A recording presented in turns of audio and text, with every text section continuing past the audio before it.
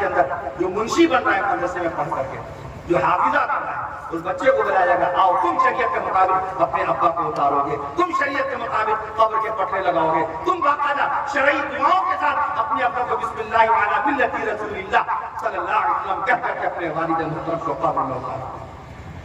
آج تعلیم کا ہم نے 50 لاکھ خرچ کے بیٹوں کو ڈاکٹر تو بنایا، لیکن اس بیٹے کو نماز جنازہ پڑھانی چھوڑیے، پڑھنی نہیں آتی ہے۔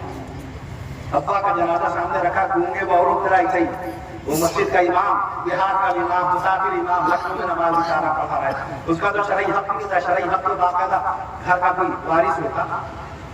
یہ احسان ہے اماموں کا؟ اماموں سے یہ تھوڑی وعدہ کیا جاتا ہے کہ نماز جنازہ بھی آپ کو پڑھانا ہے؟ الامام الضامن، امام سے یہ وعدہ نہیں لیا جاتا مسجد میں جھاڑو بھی لگانا، مسجد کی صفائی بھی کرنی ہے، اس کے لیے خادم الگ رکھا جاتا ہے۔ دور فاروقی سے ایک نظام ہے، مسجد میں خادم الگ رہتا ہے۔ امام کا مقام سب سے اونچا ہے۔ سارے نمازی اتحیات پڑھ رہے ہیں، سارے نمازی اتحیات پڑھ رہے ہیں، امام اتحیات نہ پڑھے، سلام پھیر دے، نماز پڑھائی یہ آسا ہے، دہرانے کے لائق ہو جائے گی۔ یا سجدہ سہو کرے باقاعدہ، بحث کا دعا ترک واجب تو سجدہ سہو، اور اگر سلام پھیر دیا تو آپ نماز دہرانی پڑ جائے گی۔ سارے نمازیوں نے اتحیات پڑھی، سارے نمازیوں کی اتحیات مل کر نماز کو کامل نہ کر سکے۔ امام کا مقام اتنا بلند ہے، امام کی ایک خطا سے پورے نمازیوں کی نمازیں متاثر ہو جاتی ہیں۔ یہ ہے امام، الامام الضامن۔ امام کو ہوتا اس لیے ہے باقاعدہ کہ اس کو ضمانت کے طور پر مقرر کیا جائے، اسی لیے تو قلب جائز نہیں امام کے پیچھے کہ تمہارا امام موجود ہے، لا قراءۃ مع الامام فی شیء، امام کے پیچھے قرأت کرنا جائز کیوں نہیں ہے؟ الامام الضامن والمؤذن مؤتمن، مؤذن امانت دار ہے، مؤذن امانت دار۔ امام جب قرأت کرے وَإِذَا قَرَأَ وَانصِتُوا، خاموش ہو جاؤ، وَإِذَا رَكَعَ فَارْكَعُوا، امام رکوع میں جائے تو رکوع کرنا۔ وقت کا بادشاہ بھی جا نہیں سکتا، امام سے پہلے رکوع میں جا نہیں سکتا، امام سے پہلے سجدہ نہیں کر سکتا۔ فَإِذَا سَجَدَ فَاسْجُدُوا، امام جب سجدے میں جائے تو سجدے میں جاؤ، یہ امام کا مقام۔ ہمارے امام کو کیا مقام؟ میں اکثر عرض کرتا ہوں، ایک بیان کے سامنے ڈگری کے طور پر اجتماع کا جس میں میں نے عرض کیا، مؤذنوں کی قدر کرنا کر لیجیے، مؤذنوں کی تعظیم کرنا شروع کر دیجیے، مؤذنوں کی ناقدری نہ کی جائے، ان سے زیادہ مسجد کا کوڑا کرکٹ نہ اٹھوایا جائے۔ وہ شرعی ندا دینے کے لیے مسجد مقرر ہوا ہے، حی علی الصلاۃ، حی علی الفلاح، آؤ نماز کی طرف، آؤ عبادت کی طرف، آؤ اللہ کی باقاعدہ اطاعت کی طرف، آؤ اللہ کی بندگی کی طرف، حی علی الفلاح، آؤ کامیابی کی طرف، آؤ باقاعدہ، آؤ کامیابی کی طرف، آؤ کامرانی کی طرف۔ آپ اسے یہ کام دے رہے ہیں۔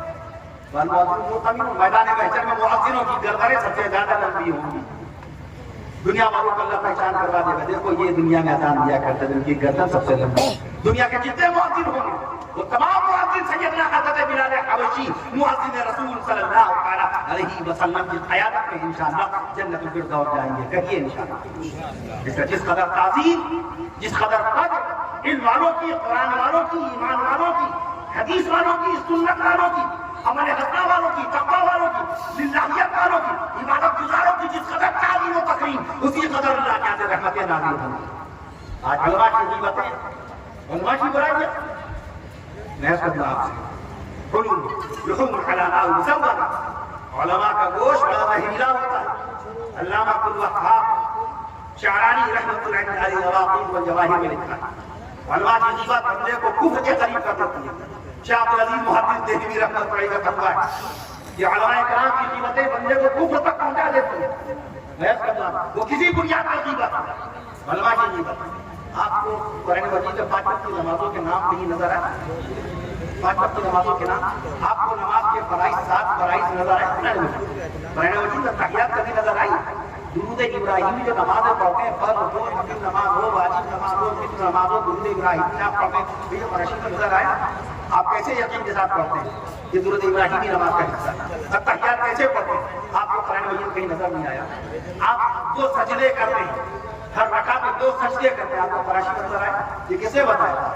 علماء کرام نے آپ کو بتایا، علماء کرام نے بتایا نمازیں 5 وقت کی، علماء کرام نے بتایا کہ فرائض 14 ہیں اور ایک روایت کے مطابق 13 فرائض۔ علماء کرام نے بتایا ناک میں پانی ڈالنا سنت ہے، ناک میں پانی ڈالے بغیر فرض نماز میں شرکت نہ کرنا۔ کہ فرض نماز جاری ہے، رکعت جاری میں سنت چھوڑ دو، سنت چھوڑ کر کے فرض پورا نہیں ہوگا۔ یاد رکھیے فرض ہے کتنی؟ 3 गुना ज्यादा सुन्नतें। वुजू में फराइज कितने? 4।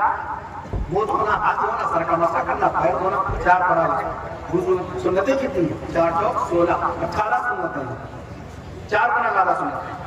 तो उसमें फराइज कितने? 3।